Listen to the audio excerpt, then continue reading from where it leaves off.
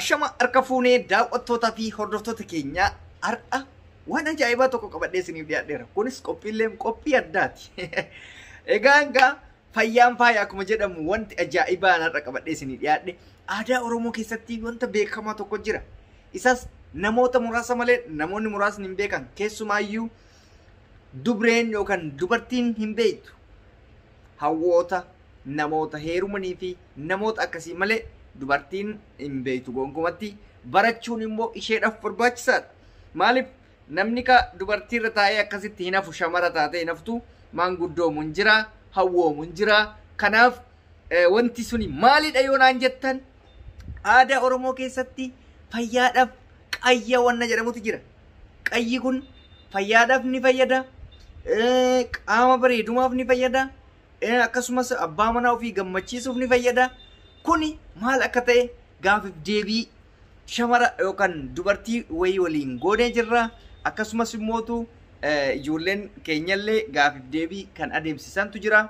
Asumaan namoonni biyya Kaayiroo jirtanii fi namoonni biyya biraa jirtan viidiyoo kanarraa barattanii hubattanii kolfuun dhoorgadha. Garuu kolfuun dhoorgadha akka isin fayyadu waan beekuuf irraa fayyadamaa jedha. Mala aadaanis mala ammayyaanis kan qophaa'edha. Biyya Kaayiroo keessa warri jirtan keessumaayyuu kallattiidhaan manni isaa jira waan ta'eef fayyadamuu dandeessu. Warroonni biyya biraa immoo bakkuma jirtan sanitti haala viidiyoo irraa argitanii kanaatti hin fayyadamtan jennee abdii qabna. Kun waan qaanyitii miti, waan nama saalfachiisuuti miti. Abbaa manaa gammachiisuun saala hin qabu. Fayyummaa ofii, bareeduma ofii, kwaalitii ofii qabaachuun waan nama saalfachiisuu miti.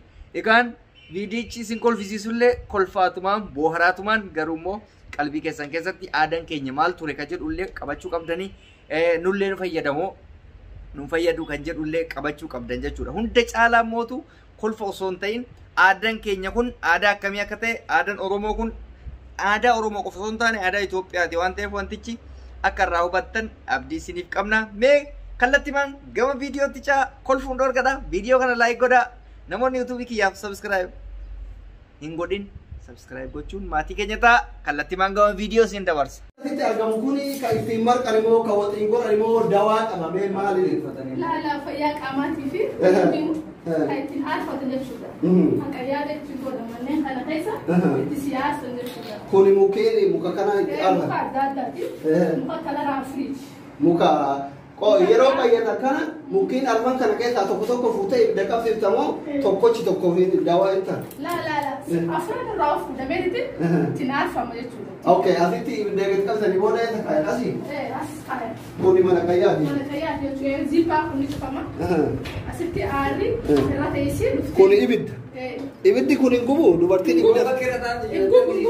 Mee akka bakkeen asitti kaayi ridwaan illee ta'uu ta'u yoo dubartiin jiraatte dubartiin egaa aan tokko amma kunoo ibiddi akkanatti goda kana keessa seenee jira jechuudha. Kuni amma ibiddi as jala jira laala hin gubattan ibiddi as jala jira isiin asirra teetti aarri asiin itti ol aaraa jechuudha. Mee kaameraa tokko irraan galchaa akkatti cufamaa obboleettiin teenya as keessa seentee isin agarsiifna. Mee ati seenii akkasii alatti beeysan. Obboleettiin teenya bakka ibiddaa sanaa seentu kuni dhadhaadha. Dhadhaa. Kuni bu'aan isaa maal inni? Kunis tamreedha. Amma suni kumbii ta'anii. Dhadhaa deebii argisiisi kunoo dhadhaa deebii. Masmuudidha. Dhadhaan kunoo akkatti baba. Ayya. Kunoo akkanatti mushurraan jaarsa keessatti bareedu yoo barbaade yoo heerumuu heddu yoo haappi paaris dee qabaatte silaa umriin keessan 18 ol ta'uu ni dee 16 18 yoo kabajachuu barbaade dura akkatti dhuftee dubartii urgoofta yookiin akka kunoo maal jaallata keessa nura dheeyni bakka taas keessatti qayyattee baate nura dheeyni kun akka dhadhaa dibattee seentaa jechuudha. Okay, jalqaba dibamaa dhadhaan kun? Osoo hin seeniin jalqaba dibamaa jechuudha. Seenti amma seenuti jirti obboleettiin teenna aseentu kun amma isiin seentee jirti ogeettiin seensifte amma isiin seentee jirti ibidda reefa argitanii jirtu muka teessoo sana irra teetteerti seenteerti amma yeroo koronaa waan ta'eef afaan shaffanatte amma aarri jalaan itti ol aaraa jira jechuudha. Aarri jalaan itti ol aaraa jira asiin gubbarraa ogeessi dhadhaa akkatti dibaa jira. Mucayyoon tun yoo as keessaa baate argite yoo duraan dubrummaan qabaannellee bingilnoo bakka. Maryam yoo hadiidhaan cabsite malee cabsuu hin dandeettu. Suma dhugaasitti man shamarran keenya goowwina. dingilno nura ayni jannata keessa taateetu albaat jechu abbaa warra isiiti yookiin qaadhima isiiti yookiin jaalalle isiiti dhalaan miliyeena yoo qabaatte itti dhufte tanaan hin jijjiiru jechuudha. Because shiroo sooqidda qabnee fi sooqidda qabdu wal biratti isinuu laala. Fayyummaadha. Mi'aadha. Waan hunda bareeduma isii dabaluuf fayyaa isiiti. Amma shamarran keessa tokko tokko kadirra gara galfachuu hin dandeenye jira duudi kun goggogee. Akka gaafa dhalatteeti dalaguu malee torbaanitti shaaworii seentu jira qayyachuu miti. Waggaatti taseentu jira abaarsa qabiinee fakkaatan akkasii. Kanaaf fayyaa keessaniif shamarran addunyaa kana irra jirtan shamarran Oromoo Kaayiroon biyya jaalalaa biyya fiqiriiti. Manni kuni yeroo tokkotti shamara sadii ol keessummeessuu danda'a kun tokko asiin jira amma yoo horofannee taate tokko asiini tokko isiin keessa jirti akkatti gubbaasitti uwwifama gizee aarri yoo dhaaru akkanatti akka aarri hin baane sitti uwwifamaa jechuudha. Kanaaf yoo sargiin jiraate mushurraan miizonni hiriyyoonni isii mushurraan asiin teetti miizonni asiin qayyatu hundi isaaniitu nuura dheeybii jannataa fakkaatanii akkanatti aarri ol yaa'aa jira amma aarri ol yaa'aa jira jechuudha. Mucayyoon bareedaatuma deemaa jirti laal qaamni isii kun qulqullaayaatuma deemaa jira. Xuraawaan uumamaa adda addaa hin beektan dubartiin uf beektanii karaa garaagaraatiin dhufu akkatti karaa ibiddaa kanaan qulqullaa'ee isin keessaa baatu.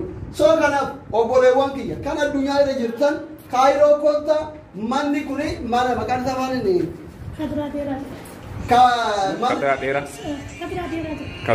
Kadraa dheerati mana miidhagina kadraa dheerati kadraa namni hin beekne jiru obboleettii ta'e kadraa irreedduu ijoolleen Kaayiroo hin beekanii ijoolleen biyya biraallee hin beekanii nama beekamaadha mana miidhagina dubartoota kadraa dheeraa yoo jettan namni isinitti himnan jiru naannoo suuqa jaa okay maqaan mana rifeensaa soofidha kadraa dheeraa yoo jettan namni isinitti himnan jiru lakkoofsa bilbila ishee mootu as gubbaa isinii maxxansa heloo sibira dhufuuf deemna faayamuu barbaadna qayyachuu barbaada jaarsa kiyyatti bareeduu barbaada yoo jette itti bilbilte gaafa ijaasaa dhuftu ta'e gaafa heerumsuuf ta'e jaarsa keetti bareeduu yoo barbaada akkanuma qulqullina keetiif fayyummaa keetiif keessaa isa tokko faaya akkanatti qayyatanii jechuudha. Keessattuu shamarran keenya isin dusalachaatanii jirtu koottaa qayyaddaa rifii kiyyaa sana booda jechuudha. Naannoo Kaayiroo keessatti takkitti kan qayyanne akkanan salaam keessallee na hinaanin jedhin salaama rabbillee karaa gubbaa kan qabatin bifa.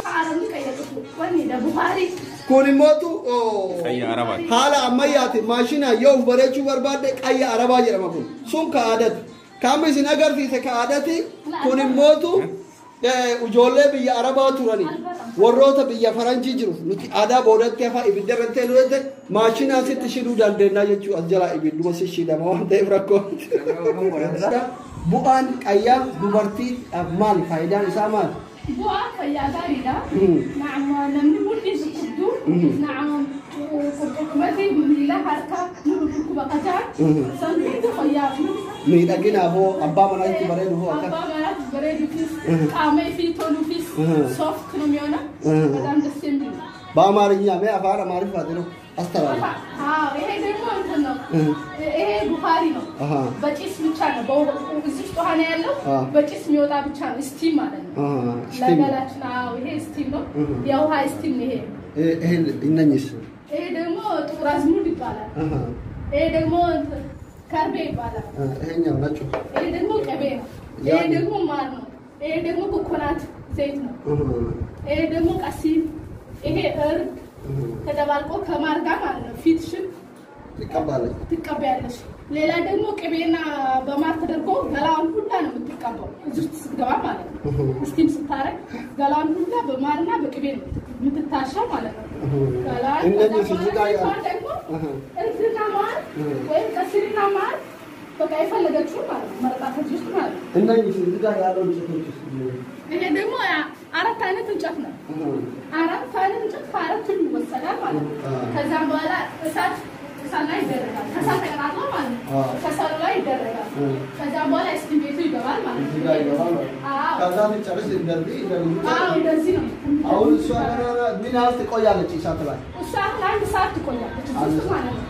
አዎ ቅቤው እስኪቀልጥ ድረስ ማለት ነው። ከሰውነቷ ደግሞ በጣም የአደጋ እሳት ምናምን አይደርስባትም ታፈረች እኮ ኧረ በጣም ቆንጆ ነው ይሄ ለቁርቁሚት ጀርባ ለማህፀን ለሚያማቸው ለሁሉም መድኃኒት ነው ይሄ ነገር ማለት ነው ባል ያለው ብቻ ነው የሌላስ ባል ያለው ማረግ ትችላለች ያው ልጃገረድ አታረግም ባል የሌላ ባል ተፈታ በቃ ያገባች ማለት ነው ታረጋለች ልጃገረድ ማለት ድንግል ማለት ያላገባች አግብታ የፈታች ግን መፍቷ ነው ፍሬንድ ምናምን እሱ ቁም